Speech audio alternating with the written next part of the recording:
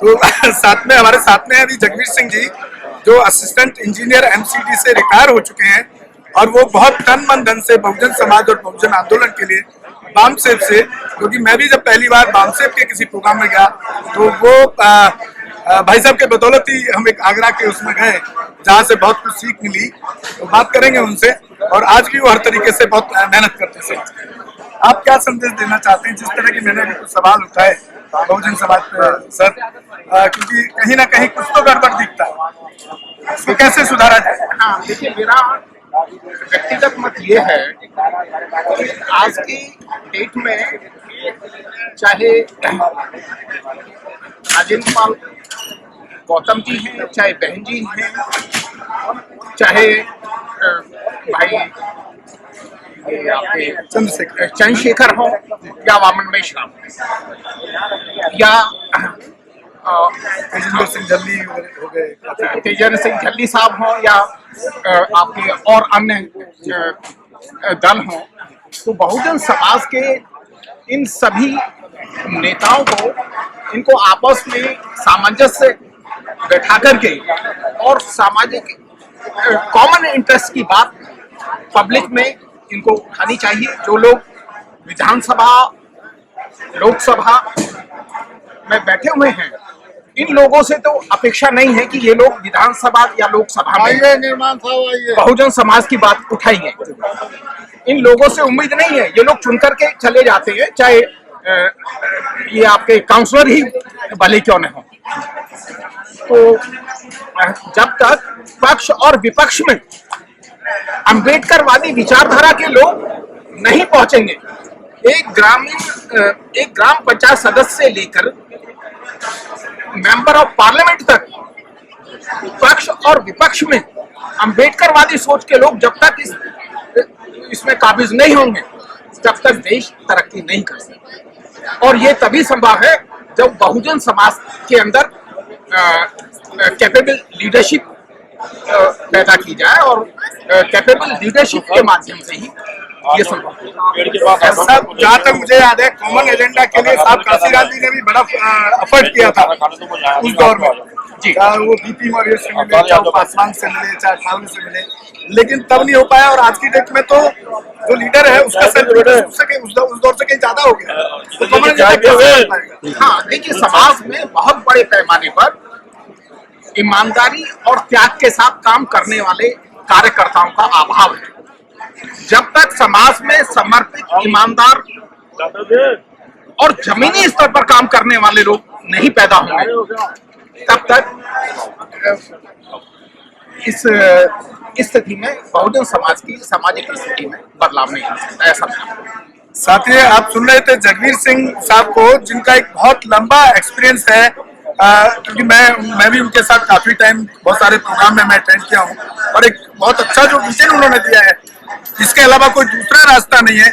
जब तक हमारी लीडरशिप अपने सेल्फ इंटरेस्ट को छोड़ करके सिर्फ समाज के लिए ईमानदारी से काम नहीं करेगी, जिस तरह से काशीराम साहब का विजन था कि मेरे पास कुछ हो या ना हो, लेकिन मैं समाज को जागरूक करके रहूंगा, तो वही बात को उन्होंने भी रखी।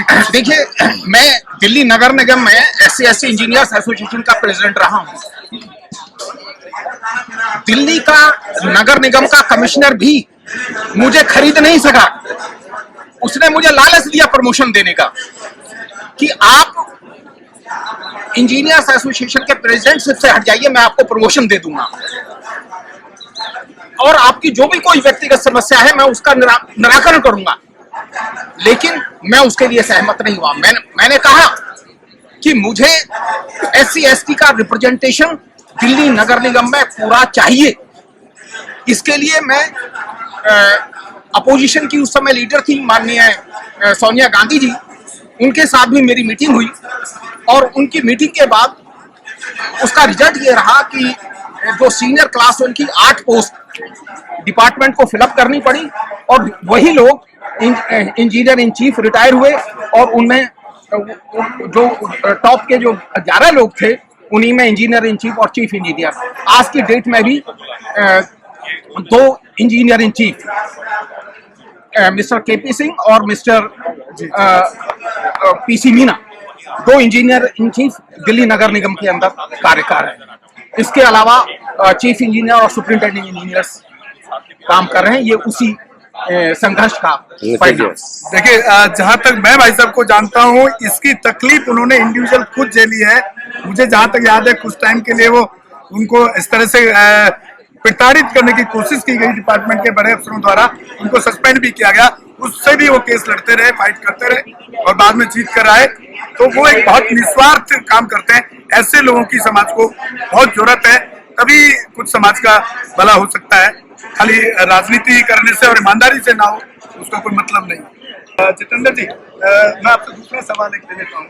मुझे जो लगता है कि मैं खाली ये माइक लेकर रिपोर्टिंग नहीं करता हूँ, अपनी राय भी रखता हूँ और ताकि लोगों में अच्छा मैसेज आए। और जो आपके पास एक्सपीरियंस है साहब काशीराम के साथ में काम करने का, उसको आप लोगों तक हम पहुँचाने की कोशिश करते हैं। अभी आपने एक बहुत बड़ी बात कही कि मैं 1984 में काशीराम जी के साथ और आप मुझे नहीं जानते और मैं आपको नहीं। हो सकता है सर वो क्षेत्र कुछ थोड़ा रहा हो, और मैं तो बच्चा था, मैं बच्चा था, मैच्योर नहीं था। मैं भी उस समय काशीराम जी का सपना आया था, तो मैं भी उस समय 18-17 साल का ही था। मैं 15 और 2 साल छोटा। ज्यादा और मेरा एरिया सर ये था कोंडली वाला, कोंडली वाला कोंडली का। हो सकता है आपका क्षेत्र अलग रहा। कोंडली, अब मैं उन लोगों के नाम तो यहाँ नहीं गिनाऊंगा, मैं सभी को जो कार्यकर्ता थे सभी को मैं जानता हूँ।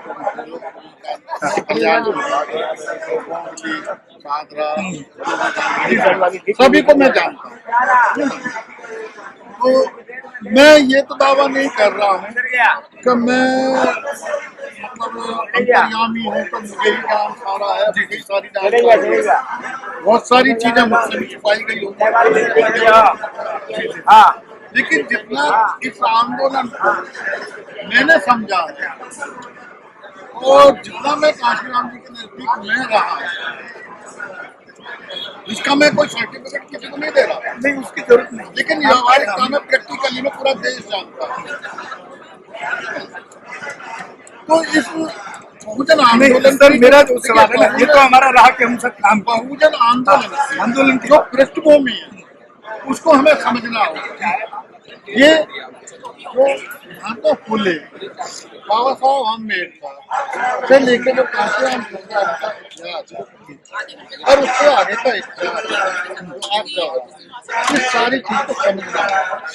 ये काशीराम जी ने नहीं कहा कि जो मतलब राजनीतिक चाबी वो चाबी है, ये तो बाबा साहब डॉक्टर अम्बेडकर ने ही खुद कहा था और उन्होंने एक फॉलो किया। अपने मतलब एक भाषण में जनता को उंगली उठाते हुए कहा उन्होंने कि जब तक आप मतलब संसद है जो ये हमारा लोकतंत्र का मंदिर है, जब तक हम इस पर कब्जा नहीं करेंगे हम नहीं करेंगे, क्योंकि लोकतंत्र में वोटों की गिनती होती है।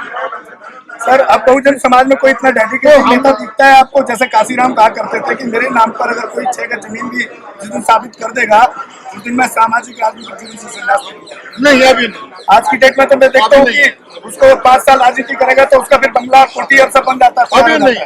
अभी नहीं, क्योंकि हम मतलब जैसे ही हम मतलब थोड़ा सामाजिक थोड़ी सी सोच हमारे अंदर खास कर जाती है, सोचने लगते हैं हम अपने समाज की हालत को देखकर अंदर से हमें पीड़ा होती है, तो बहुत कुछ हम उसको करने की सोचते हैं। लेकिन हमारे अंदर जो अहंकार और जो अपना मतलब अपने लिए जो सेल्फ का जो इंटरेस्ट है वो जाग जाता है। तो बजाय जमीन में काम कर देंगे, जमीन में काम करने हम मतलब हवा में उड़ने लगेंगे और कभी भी सामाजिक आंदोलन हवा में नहीं चलाया जाता। वो एक प्रक्रिया है, जो एक लंबी प्रक्रिया है जो सैकड़ों साल तक चलती रहती है, कभी रुकने वाली नहीं। उसमें से ही सब कुछ हमारे रास्ते बनते चले जाते हैं। उसमें हमारा धर्म भी आ जाता है, उसमें हमारा राजनीति भी आ जाती है, उसमें हमारा व्यापार भी आ जाता है, उसमें हमारा आर्थिक भी आ जाता है, सब कुछ उसमें आ जाता है। रोको मत हमें, टोको मत हमें, आगे बढ़ते जाना है। जय भीम का नारा लगाना है, जय भीम का नारा लगाना है, जय भीम जय भीम। अंबेडकर नेशन चैनल आर्थिक समस्या से गुजर रहा है। अगर आप बहुजन समाज में बाबा साहेब अंबेडकर और तथागत बुद्ध की विचारधारा को अधिक से अधिक लोगों तक पहुंचाना चाहते हैं तो हमें आर्थिक सहयोग प्रदान करें, ताकि हम अपने चैनल के माध्यम से देश विदेश में समता, बंधुता, एकता और संवैधानिक अधिकारों को ज्यादा से ज्यादा लोगों तक पहुंचा सकें। आप अपनी सहायता राशि नीचे लिखे खाते में जमा करा सकते हैं। खाता धारक गौतम रत्ना, खाता संख्या 316957686551, IFSC कोड SBIN 0060336, बैंक भारतीय स्टेट बैंक। आप हमारे बैंक खाते का विवरण स्क्रीन पर भी देख सकते हैं। Hello friends, hi everyone, welcome to Rose cinema.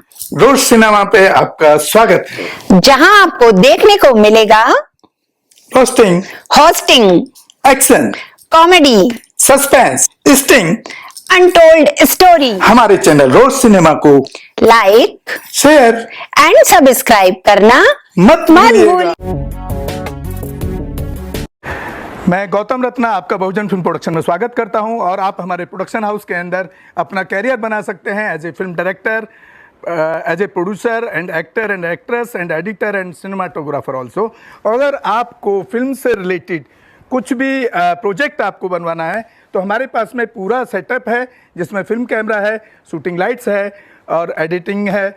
सारा A to Z एक ही जगह पर आपको हमारे यहाँ पर मिल जाएगा। तो दोस्तों, आप हमें कांटेक्ट कर सकते हैं हमारे नंबर्स पर 9810085714 और 8510005714। हमारे वेबसाइट पे विजिट कर सकते हैं www.filmserviceindia.com और हमें मेल भी कर सकते हैं gautamfilmsproduction@gmail.com पर। धन्यवाद।